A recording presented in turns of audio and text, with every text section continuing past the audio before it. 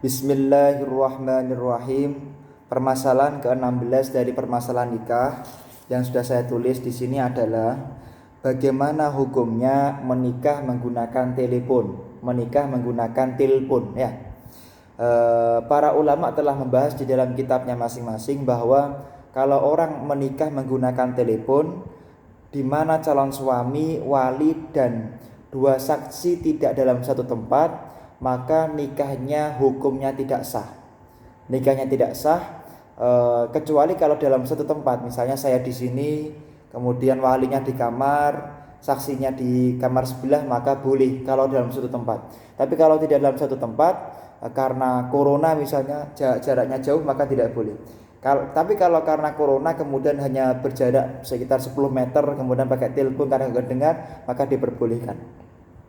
Dalilnya di dalam kitab Al-Iqna juz 2 halaman 124 dikatakan bahwasanya qaulu wadhabtu ay li alfadi wali zaujati wa zauji fala yakfi sima'u alfadihima fi dhulmatin li'anna al-aswata tashtabihu wa yanbahi lisyahidaini dhabtu sa'atil aqdi li ajli huluqil walad. Dikatakan bahwa yang terpenting itu bagaimana agar suami dan istri, calon suami, calon menantu kemudian wali itu dalam satu tempat. Ketika calon menantu tidak dalam satu tempat, suami calon menantu kemudian mertua tidak dalam satu tempat, maka nikahnya tidak sah. Begitu juga dikatakan di dalam kitab Hasyiah Bujairah minal Khatib, wala yasihu 'aqdun nikah illa biwaliyin. Tidak sah melakukan akad nikah kecuali harus dengan wali, amma au ma'dzunihi awil qaimi maqamahu kal hakimi 'inda faqdihi au ghaibatihi asyar'iyyati au adlihi au ihramihi. Seperti itu. Kemudian pertanyaan ke-17, apakah suami berhak melarang istrinya keluar dari rumah dan menerima tamu jika rumah yang ditempati miliknya sendiri? Misalnya jadi si laki-laki menikah dengan perempuan, rumah itu miliknya perempuan. Ini sering terjadi di masyarakat dan menjadi gugatan di dalam pengadilan. Nah, rumah itu miliknya seorang istri. Ternyata suami melarang istri menerima tamu. Bolehkah seperti itu? Di sini diperinci. Jika rumah tersebut itu milik suami atau rumah sewaan, maka suami berhak melarang. Tapi kalau rumah yang ditempati itu adalah rumah milik istri, maka sang suami tidak boleh melarang istri untuk melakukan, yaitu untuk menerima tamu yang kemudian dia inginkan.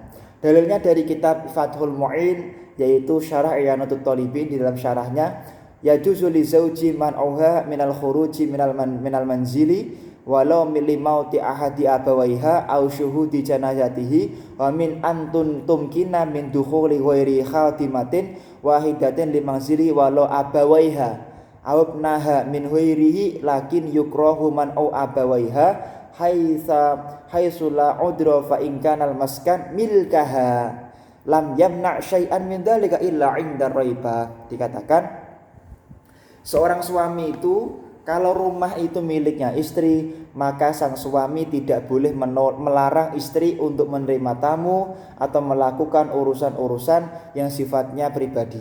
Kecuali kalau memang meragukan, wah istri saya ini gak bisa dipercaya.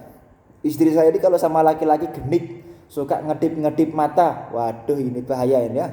Maka sang suami boleh melarang istri untuk menerima tamu karena tidak bisa dipercaya. Ini yang nggak pakai peci siapa ini? Siapa itu yang Mas ganteng itu pakai peci dulu ya. Kemudian nomor 600, kemudian soal ke-18 ya. Bolehkah melakukan oral seks kepada istri atau istri kepada suami? Waduh, ini pertanyaan yang teman adik-adik senang ini ya. Nah, melakukan oral seks, tahu oral seks apa tidak? Saya mau tanya ini, tahu oral seks apa tidak? Misalnya saya mau tanya kepada siapa ya? Alif Rahman, ada Alif Rahman? Ada Pak, hadir. Tahu oral seks apa tidak? Kalau Kalau dijelasin belum, Pak. Waduh kamu itu ya. Minta dijelasin. Anastasia, tahu oral sex? Apa itu oral sex? Tidak tahu itu, Pak. Waduh gayamu. Neva Hinensi, tahu oral sex? Tidak tahu, Pak. Masya Allah. Gini. Oral sex itu seorang suami menjilat-jilat alat kelamin istri atau istri menjilat-jilat alat kelamin suami. Itu namanya oral sex seperti itu. Nah, hukum oral sex itu adalah sebagai berikut. Menurut Imam Asy-Syafi'i, laki-laki atau perempuan melakukan oral seks diperbolehkan di dalam kitab I'anatut Thalibin. Yajuzu li zauji kullu tamattu'in minha bima siwa halqati duburiha wala bimasri budriha awistimna'in biyadiha la biyadihi wa in khafa zina. Dikatakan bahwa seorang laki-laki itu boleh melakukan tamattu, minta dinikmati oleh istrinya. Wah, bahasanya apa ya ini? Ini kalian sudah tahun depan sudah nikah semua kayaknya ya. Kemudian baik di duburnya atau di bagian alat kelamin suami, seperti itu. Hal itu diperbolehkan baik dengan apapun daripada miliknya istri atau baik dengan tangannya istri. Tapi tidak boleh melakukan istimna, melakukan tamattu dengan tangannya sendiri. Seorang laki-laki tidak boleh kemudian dia melakukan onani atau masturbasi, karena la'anallahu ta'ala man nakaha bil yadi. Kan ada hadis Allah melaknat orang yang Allah melaknat orang yang main-main dengan tangannya sendiri, seperti itu ya. Maksudnya main-main, paham ya? Maka tidak diperbolehkan melakukan onani atau masturbasi, karena itu termasuk dosa besar di mata Allah Subhanahu wa taala. Tapi kalau kalau oral seks diperbolehkan, seperti itu ya. Ini pakai tangannya istri, bukan tangannya istri tetangga ya, seperti itu. Kemudian pertanyaan ke-19 dikatakan, apa akibatnya jika seorang laki-laki ditanya, "Mas, kamu sudah menikah belum?" "Saya belum menikah, Dek." Misalnya, kalau ada laki-laki ditanya oleh seorang perempuan, kemudian karena perempuannya cantik, laki-laki ini jawab, "Ngapunten, saya belum menikah, Dek. Bagaimana hukumnya?" Nah, ini. Kalau dia ada niat untuk menceraikan, jadi kamu sudah punya istri belum?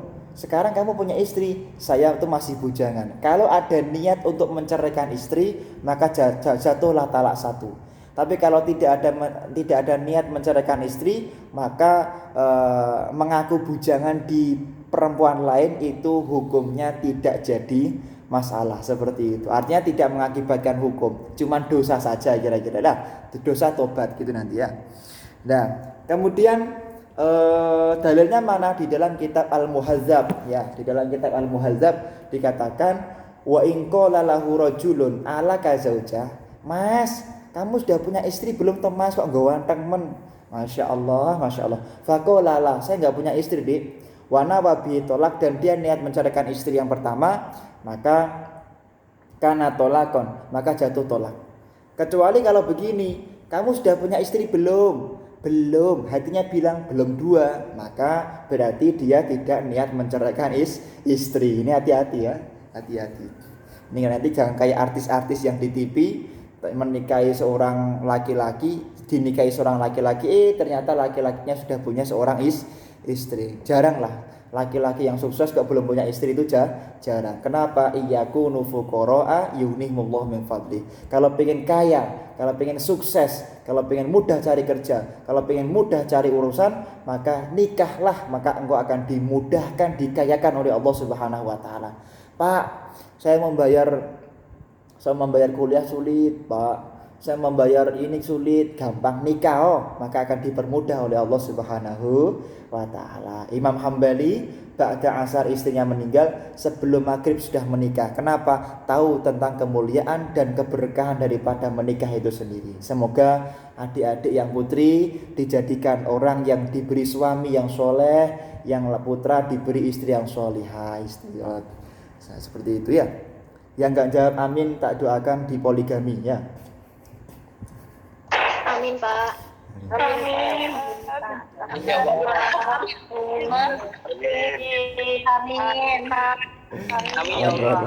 Amin. Yang laki-laki gak usah amin. Oke. Pertanyaan ke-20. Jika ada seorang istri mempunyai suami yang dikabarkan telah meninggal dunia, misalnya si Fulanah mendengar bahwa suaminya meninggal dunia, kemudian wanita tersebut menikah lagi beberapa tahun setelah itu, kemudian ternyata suaminya tadi itu nggak meninggal dunia, salah kabar. Ini kasus ini terjadi kemarin di YouTube. Saya mendengar di YouTube ada seorang laki-laki dikira itu meninggal dunia, wallahu alam. Kemudian dibawa pulang, dimasukkan ke dalam kotak itu. Ternyata yang dimakamkan bukan suaminya. Ternyata. Lah kemudian istrinya itu menikah lagi. Lah bagaimana hukumnya seperti itu? Aduh, dikira suaminya telah meninggal, ternyata istrinya ternyata yang meninggal bukan suaminya. Lah ini bagaimana kan begitu? Ini kalau dalam ilmu faraid namanya mafqud ya. Warisan mafqud itu suaminya dikira meninggal dunia kemudian nikah lagi. Lah jawabannya adalah begini. Pernikahan yang kedua itu batal. Kenapa? Karena statusnya dia masih punya suami. Tapi tidak dosa. Kenapa? Karena tidak tahu. Seperti itu ya. Kemudian nikah yang kedua tadi, jika memiliki anak, maka anak tersebut bernasab kepada suami yang kedua. Jadi jika anak tersebut itu dilahirkan, maka pernikahan kedua nasabnya kepada suami yang kedua, bukan yang pertama. Kemudian apakah ada masa iddah di dalam batal demi hukum tadi? Dia wajib dalam keadaan iddah. Jadi tetap iddah. Misalnya si Fulanah, misalnya si siapa ya? Si Menasa, misalnya Mbak Larissa, bukan Larosa, Mbak Larissa ini ada orang namanya Larissa. Larissa ini kemudian dia itu mengira suaminya meninggal. Karena karena punya kelebihan yang luar biasa, karena IPK-nya kumlot, banyak laki-laki yang suka, dilamar sama laki-laki, diterima. Setelah setahun menikah, ternyata suaminya dulu itu tidak meninggal, tapi misalnya ada ditahan di mana kira-kira begitu, atau tersesat di hutan ya. Kemudian ternyata punya anaknya bernasab kepada bapak yang kedua, binnya kepada bapak yang kedua. Nikahnya otomatis batal, tapi karena wati syubhat maka tetap ada iddah. Misalnya kemarin tak jima kok, ya berarti iddahnya iddahnya nunggu 4 bulan 10 hari karena dia dalam keadaan habis dijima, atau kalau tidak dijima maka iddahnya 3 bulan. Kira-kira begitu ya. Dalilnya di dalam kitab Bughyatul Mustarsyidin. Wa angkarat talaqa wa lam takum bihi bainatun suddiqa bi yaminihi wa tabayyana budlanu nikahu atsani lakin wat'uha syubhatun la hadda fihi. Nikah wati syubhat itu tidak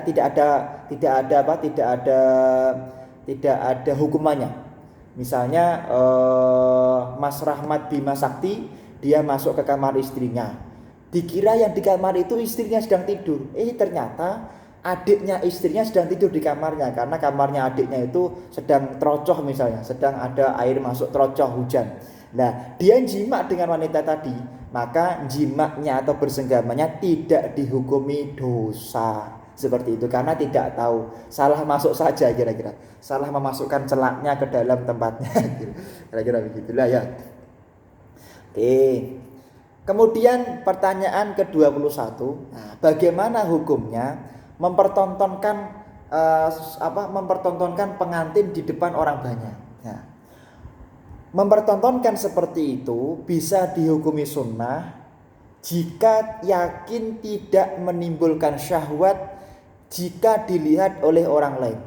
Akan tapi jika menimbulkan syahwat maka dihukumnya haram. Jadi tidak boleh mempertontonkan pengantin kalau diyakini pengantin yang dipertontonkan itu kemudian menimbulkan syahwat. Kalau tidak menimbulkan syahwat maka tidak jadi masalah. Cuman kalau bisa jangan ya, apalagi yang terlalu cantik.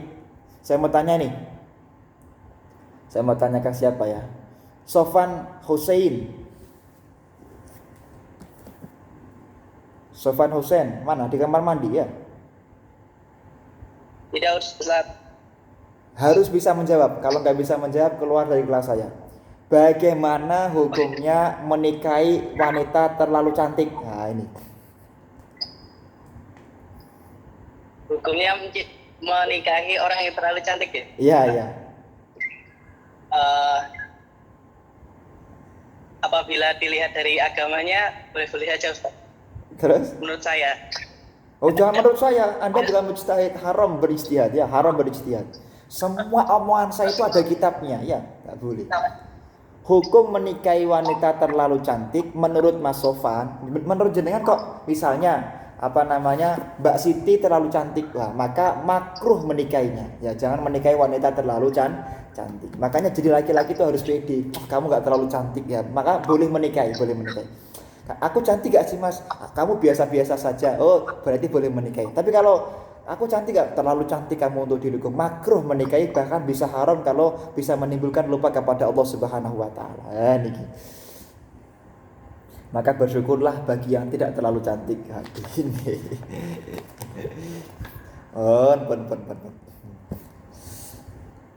Dalilnya mana? Dari kitab Adabul Islam dikatakan wa yustahabbu idharu zafafi wa ilanuhu wa isharuhu bainan nasi liyashhadahu al-khas wal 'am. Disunahkan merame-ramekan nikah, disunahkan. Jadi sunnahnya kalau kalian besok nikah itu ngasih undangan saya. Ngundang saya dan ngundang semua dosen. Dulu ketika saya menikah, semua dosen saya undang. Semua guru SMA saya undang. Hampir semua guru SMP tak undang, seperti itu ya. Saya menghabiskan undangan itu kalau nggak salah 1.500 undangan. 1.500 undangan. Tamunya mulai malam perkawinan sudah ruame muter terus, pagi sampai malam itu masih tamu. Jam 11 malam itu waktunya kikuk-kikuk, itu malah masih ada tamu 2 bis kayak gitu. Nah, ketika malam hari waktunya istirahat malah ada tamu 2 bis dari luar kota. Lah ini karena banyak tamunya. Ya maklum lah, pengurus PMII, ya, pengurus UKMI, ya, pengurus BEM. Saya kan dulu ketika kuliah ikut 13 organisasi, jadi tamunya banyak. Kalau kalian nggak ikut organisasi ya tamunya sekelas. Aduh. Pertanyaan berikutnya, pertanyaan ini penting sekali karena pertanyaan ke nomor 23 ini sering jadi masalah. Nikah itu tidak harus pakai bahasa Arab. Qabil tu angkah tuka, ya, nggak harus pakai bahasa Arab. Cuman kalau yang nikah itu anak IAIN kok pakai bahasa Indonesia, ngisin. Nikah lulusan IAIN kok pakai saya nikahkan dan saya ngisin. Pakai bahasa Arab dong. Anak IAIN kok pakai bahasa Indonesia ya. Amalkan ilmunya, hadirkan bahasa Arab di dalam perkawinan Anda. Cuman kalau nggak paham boleh pakai bahasa Indonesia. Lu kan pakai bahasa Indonesia Ustaz. Anda kan lulusan IAIN Surakarta. Waduh. Anda kan lulusan IAIN Surakarta. Kok pakai bahasa Indonesia kenapa? Jawabannya adalah karena dulu ketika kuliah, saya itu ketika kuliah online menutup video saya sehingga saya itu tidak mendengarkan penjelasan dosen. Saya ketika menutup saya tinggal tidur, makanya saya tidak paham kan begitu, seperti Mas Sofwan Hussein ini ya, seperti itu ya. Seperti itu. Bismillahirrahmanirrahim. Dalilnya jadi gini. Apakah saksi itu misalnya ada orang perkawinannya itu dengan bahasa Arab. Ternyata saksi yang dihadirkan gak paham bahasa Arab. Apakah perkawinannya sah? Sah jika saksi tadi itu paham. Oh, maksudnya kalimat itu walaupun saya nggak ahli bahasa Arab, tapi maksudnya adalah aku bawa orang ini dinikahkan dengan ini. Kalau dia tahu maksudnya maka sah. Nah, tapi kalau tidak tahu maksudnya sama sekali, kok ada yang datang di perkawinan itu paham bahasa Arab, maka tetap dianggap sah. Paham ya? Dalilnya di dalam kitab Tuhfatul Muhtaj, wala yashihu an nikahu illa bi hadrati syahidaini qasdan aw ittifaqun bi ayyasma'a al ijab wal qabula. Dikatakan tidak sah nikah itu kecuali ada dua saksi dalam madhab Imam Asy-Syafi'i. Dalam madhab Maliki tidak harus ada saksi. Yang mana dua saksi ini niat menjadi saksi dalam perkawinan, dia mendengar ijab dan kabulnya. Jadi kalau ada saksi kok mendengar kabul toh, saya terima nikahnya, nggak sah. Harus mendengar ijab dan mendengar kabulnya orang yang menikah tersebut.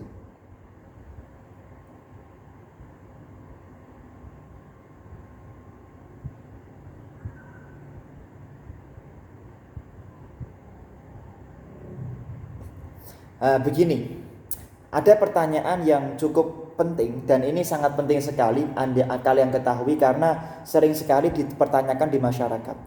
Jika seorang istri sedang marah-marah, ngamuk-ngamuk, banting piring, banting gelas, kemudian suami mengatakan, dah deh ini mobil pek kamu semua, guyon pek kamu semua, untuk kamu semua. Lah apakah ijab kabul dengan marah seperti ini kemudian jatuh akadnya? Jatuh. Mobil tersebut walaupun diberikan kepada istri dalam keadaan marah-marah, maka sah hukumnya menjadi miliknya istri. Mas, kalau engkau tidak membelikan saya rumah, maka aku tidak akan melayani engkau misalnya. Maka ketika suami pura-pura ngasih kepada istri rumahnya, maka pura-pura itu kemudian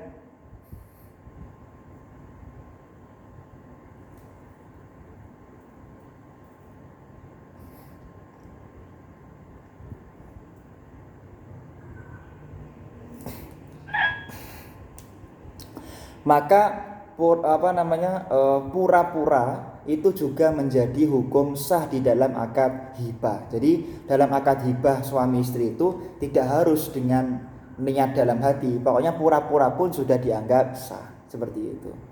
Sudah pak semua milik saya, semua untukmu. Jadi kadang-kadang suami kan kadang-kadang kalau sudah terlalu cinta sama istri kan, Mas, ini miliknya siapa? Semua milikku itu menjadi milikmu. Bagaimana hukumnya kalau seperti itu? Di dalam kitab I'anatut Thalibin dikatakan, idza ahda zawju li zaujati ba'dal 'aqdi bisababihi fa innaha tamlikuhu. Wala yuhtaju ila ijabin wa qabulin. Jadi ketika seorang suami memberikan kepada istrinya setelah akad, maka semua yang diberikan kepada istrinya atau diucapkan ini milikmu, maka semuanya menjadi miliknya istri, seperti itu. Nanti kalau cerai biasanya itu di pengadilan ada harta gono gini, nggak boleh haram hukumnya. Karena ketika dia dalam keadaan cinta pernah mengatakan semua milikku adalah milikmu, maka berarti semua hartanya suami menjadi miliknya istri. Tidak boleh ada pembagian harta gono gini karena otomatis semua hartanya suami miliknya istri. Maka hati-hati jadi suami ya. Hati-hati jadi suami, jangan mudah-mudah semua milikku, milikmu, alah pret. Ya, jangan mudah ngomong seperti itu karena nanti implikasi hukumnya kalau misalnya istrinya meninggal, misalnya istrinya meninggal, maka semua harta Anda harus diwariskan dalam 100% dari warisan istri. Jadi seakan-akan Anda itu ahli warisnya harta Anda sendiri. Maka hati-hati, jangan terlalu cinta kepada orang lain. Habibaka haunan mas'ayyakuna bayuluk. Jadi cintailah orang lain sekedarnya saja. Karena jangan-jangan pada suatu ketika engkau akan benci kepada orang tersebut. Dan bencilah orang lain sekedarnya saja, karena jangan-jangan pada suatu ketika Anda akan cinta kepada orang tersebut. Lah niki sekedarnya saja. Wasatiyah ummatan wasatan litakunu syuhada 'alan nas wa yakuna rasulu 'alaikum syahidan. Kemudian pertanyaan berikutnya, bolehkah mewakilkan akad nikah melalui surat atau lisan? Tak wakilkan nikah saya kepada Anda dengan surat, bolehkah? Boleh. Imam Asy-Syarqawi di dalam kitabnya mengatakan sawaun kana dzalika musyafahatan au kitabatan au murasalatan wa ishtaratu ada muraddiha. Diperbolehkan seorang suami, calon suami mewakilkan kepada seorang dengan yaitu telepon atau dengan surat, atau dengan tulisan, boleh dengan WA boleh, asalkan tidak melanggar syariatnya Allah Subhanahu wa taala. Asalkan tidak melanggar syariatnya Allah Subhanahu wa taala. Seperti itu. Paham ya? Nah, kemudian pertanyaan ke-30. Bagaimana hukumnya seorang suami yang melakukan hubungan badan dengan istrinya tapi menghayal perempuan lain? Nah, ini penting sekali ini ya. Ini khusus bagi yang laki-laki, dengarkan ya, buka telinganya. Anda menjimak istrinya tapi menghayal gambarnya artis. Menghayal istrinya itu wajahnya, merem mripatnya, menghayal ini artis. Bagaimana hukumnya? Waduh, ini karena istrinya kurang, wajahnya tidak terakreditasi kira-kira gitu ya. Bagaimana hukumnya? Maka menurut kitab Al-Fatawa Al-Fiqh Al-Kubra karya Imam Ibnu Hajar Al-Asqal Al-Haytami, hukumnya haram. Jimaknya tidak kena had karena tidak zina, tapi hukumnya haram karena termasuk perkara yang mana menjadi sebab akan melakukan perzinaan kepada Allah Subhanahu wa taala, perzinaan yang dilarang oleh Allah Subhanahu wa taala. Tidak boleh membayangkan seperti itu. Ya sudahlah, diterima.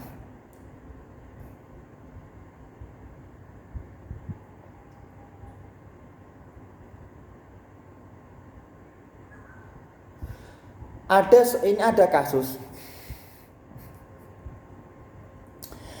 kasus bahwa seorang laki-laki yang menikahi seorang wanita, setelah beberapa lama ternyata wanita tersebut itu adalah anaknya sendiri dari hasil perzinaan. Oke, saya mau tanya nih kepada siapa ya? Kepada Septiana Damayanti, Mbak Septiana.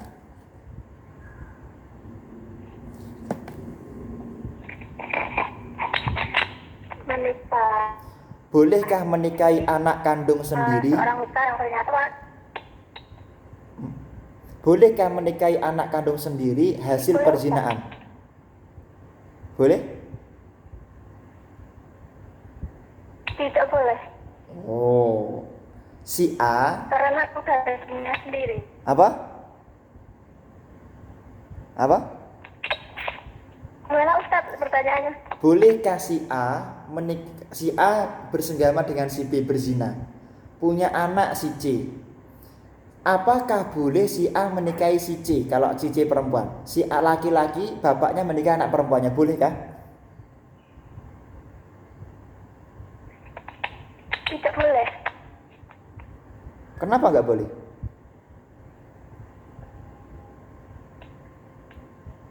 Kenapa nggak boleh? Karena darah dagingnya sendiri.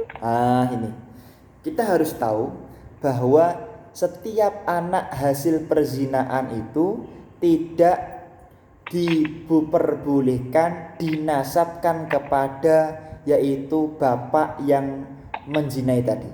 Jadi anak hasil zina itu nasabnya nggak bin bapaknya tapi bin ibunya. Maka menikahi anak hasil perzinaan, kalau anak kebetulan tersebut itu perempuan, maka diperbolehkan tapi hukumnya makruh. Dalilnya adalah bahwasanya ila angqal bi khilafil muzani biha falizani nikahu ummi man zana biha wa nikahu bintiha kama anna lahu nikahal mazni biha nafsuha wa li abihi wa ibnihi wa nikahu li anna Allah ta'ala imtanna ala ibadihi bin nasabi wa waswihri fala yathbut kullu minhuma bizina. Jadi kalau memang bapaknya tadi tidak menikahi ibunya, maksudnya bapaknya tadi tidak menikahi ibunya, maka tidak diperbolehkan maka diperbolehkan dia menikahi anak kandungnya sendiri, karena anak kandungnya tadi tidak ada hubungan syariat dengan bapaknya, karena hasil hubungan zina itu hubungan syariatnya hanya kepada ibunya saja. Paham ya? Jadi anak hasil zina itu hubungan syariatnya hanya kepada ibunya saja, tidak kepada bapaknya. Seperti itu.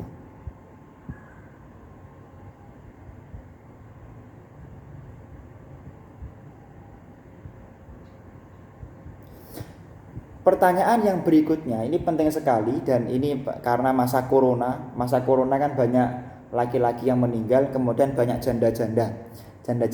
Apakah diperbolehkan misalnya ketika ada seorang wanita suaminya baru saja meninggal, kemudian kita itu melihat wanita tersebut untuk kita nikahi? Melihat itu boleh enggak? Maka tidak boleh hukumnya. Melihat wanita yang mau dinikahi sedangkan dia dalam keadaan masa iddah, hukumnya haram, tidak boleh. Sebagaimana dikatakan bahwasanya tayaqquna al-khulu min nikahin wa iddatin wa ghalabati dhannihi annahu yujabu. Jadi ada 3 sebab orang itu diharamkan untuk melihat seorang wanita. 1, dia belum yakin dia itu wanita tersebut masih dalam masa iddah. Yang kedua, wanita tersebut masih dalam posisi bersuami. Yang ketiga, dia tidak yakin bahwa akan diterima lamarannya sama wanita tersebut. Jadi kalau yakin ditolak, maka haram melihat calon istrinya. Paham ya? Haram melihat. Jadi kalau dia punya calon istri, orang yang disirah, orang yang dicintai, ternyata dia yakin kalau ditolak, maka tidak boleh melihat calon wanita tersebut.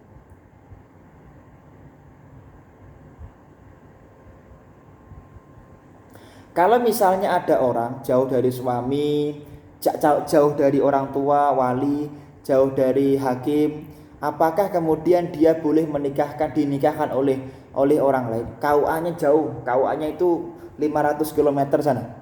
Kemudian nggak ada di situ orang tuanya, kakeknya, nggak ada walinya.